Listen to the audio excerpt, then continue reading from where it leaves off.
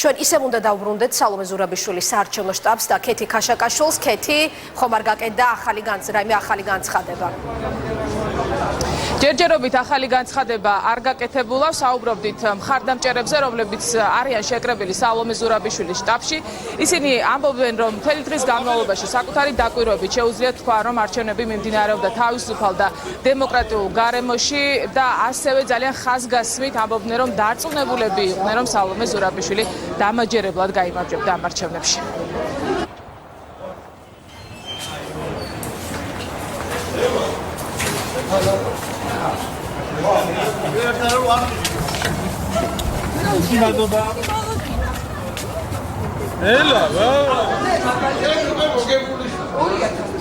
პრემიერ-მინისტრი მამუკა ბახტაძე, საქართველოს პრემიერ-მინისტრი მამუკა ბახტაძე აკეთებს განცხადება, შეგვიძლია პირდაპირ ეთერში მოვისმინოთ.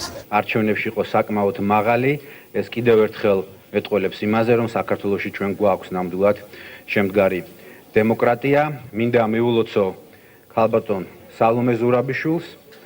ამასთან ერთად მინდა კიდევ ერთხელ გავიმეორო, რომ ჩვენთვის როგორც მართველი ძალისთვის ძალიან მნიშვნელოვანი იყო როგორც პირველი ტურის შედეგები, ასევე ბუნებრივია მეორე ტურის შედეგებიც.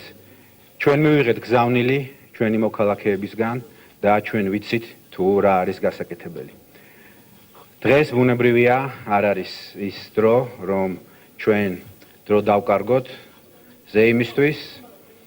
ახლა არის მუშაობის დრო და მინდა მთელი პასუხისმგებლობით განვაცხადო, რომ ჩვენ ვართ მზად უპასუხოთ ყველა გამოწვევებს, რაც გვაქვს ქვეყანაში. ჩვენ ვართ მზად, რომ ჩვენს მოქალაქეებთან და ჩვენს საზოგადოებასთან ერთად ერთობლივი ძალისხმევით გადავლახოთ ყველა პრობლემა და გამოწვევა.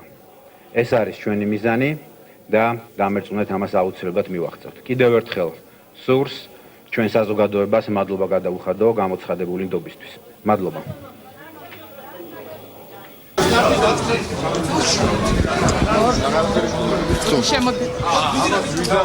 შეგვიძლია მოვისმინოთ კომენტარები, რომელიც კეთდება. შეგიძლიათ გითხრათ, ელოდით თუ არა ამ შედეგს? რა თქმა უნდა, ამას ვიძახთი მე და ეს მოხდა, რასაც ვიძახთი რა. და არჩევნების მიმდინარეობაზეც მინდა გითხრათ, რა შეგიძლიათ თქვათ, თუ არა ეს დემოკრატიული გარემოში ჩატარებული? რავი, მე მგონი დემოკრატიულ გარემოში იყო ჩატარებული ეს არჩევნები და არაფერი არადემოკრატიულობის ამას არ ეტყობოდა.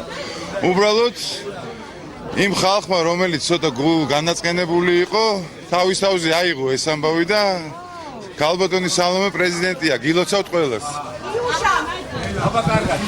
ასეთია განცხადებები, რომელიც კეთდება სალომე ზურაბიშვილის შტაბში. აქ იმყოფებიან სალომე ზურაბიშვილის მხარდამჭერები და ჩვენ შეგვიძლია მოვისმინოთ ის განცხადებებით, რომელიც გაკეთდა მანამდე, ვიდრე ეგზიტ პოლების მონაცემები იქნებოდა ცნობილი. მოლოდინი როგორი კარგი მოლოდინი კარგი. მოლოდინი დაელოდეთ 5 წუთი თუ 9 საათი. გექნებათ პასუხი და. არჩევნო პროცესი როგორ შეაფასეთ, როგორ ჩაიარა? გარკვეულ ისე ვთქვათ ინციდენტებს ადგილი ქონდა, გადაცდომებს ადგილი ქონდა, მაგრამ მთლიანობაში ეს არის რეალური კონკურენციის პირობებში ჩატარებული არჩევნები. თანაც საპრეზიდენტო არჩევნები მეორე ტური, ეს პირველად ხდება საქართველოს უახლეს ისტორიაში. ეს ნამდვილად იყო, ესე ვთქვათ, დემოკრატიულ პრინციპებზე ჩატარებული არჩევნები. მე მაინც დარწმუნებული ვარ ქალბატონი სალომე ზურაბიშვილის დამაჯერებელ გამარჯვებაში. შეგებთან დაკავშირებით. საუკეთესო. და რატომ ვჭირთ თქვენ ქალბატონ სალომეს? ხარს მაინც თქვენი შეფასება როგორ ხარ?